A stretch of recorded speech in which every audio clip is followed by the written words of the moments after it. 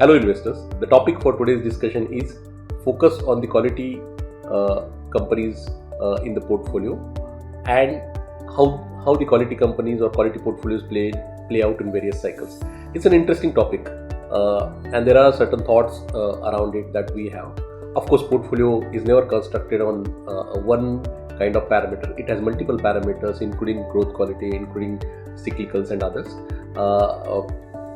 But typically at Canara Robeco, we focus a lot more on having majority part of the portfolio in quality growth companies. And quality growth companies has a particular meaning. It doesn't have to be expensive. It can be cheap. It can be expensive. Quality growth companies basically mean that you have business models which have some form of moats. It has some form of edge. It has some form of competitive advantage. It allows to actually compound the earnings over a period of time. It is run by managements which have both the intent to share with the minority holders and the ability to execute the business models better than the peers. So those are the parameters around which actually quality is defined. Quality has nothing to do with cheapness or expensiveness of the stock, and that's the starting point in terms of defining the factor itself. Having said that, at Canara Robeco, we have a combination of about 60-70% of the portfolio, which is what we called as quality compounding portfolios generally, and 30% of the portfolios which are cyclical.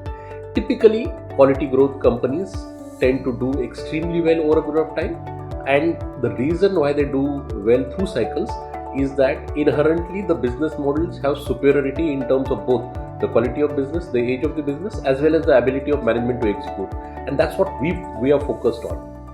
Having said this, there comes bullish phases like what we have observed over the last one and a half year, where typically the investors tend to, for multiple reasons, probably it is a cyclical upturn in the economy, excess liquidity in the market, investors tend to feel that all businesses are same, and there is a blurring of the boundaries or blurring of the definitions between what is a relatively good business and management versus what is a relatively inferior business and management.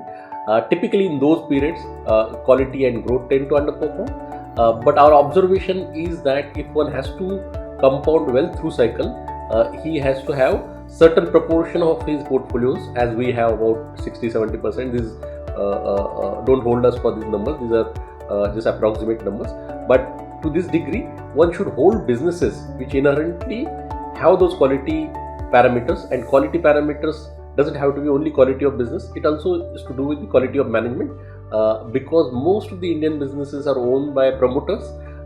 They are not professionally run except sectors like probably IT, FMCG, etc. Most of the sectors have promoter driven companies, so it's very important that the guy who's actually in the driving seat also has actually intent to share with you as a minority shareholder, and these are the certain aspects that are critical from wealth creation perspective over a period of time. So if I have to summarize, clearly growth quality through cycles over a period of time does well. It does well, not only it does well through cycles, it also actually does it with a far lower volatility or drawdowns.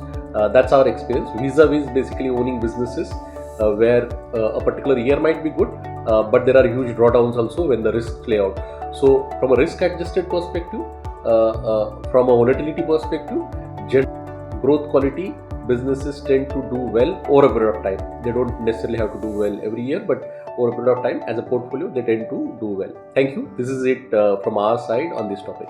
Mutual fund investments are subject to market risks. Read all scheme related documents carefully.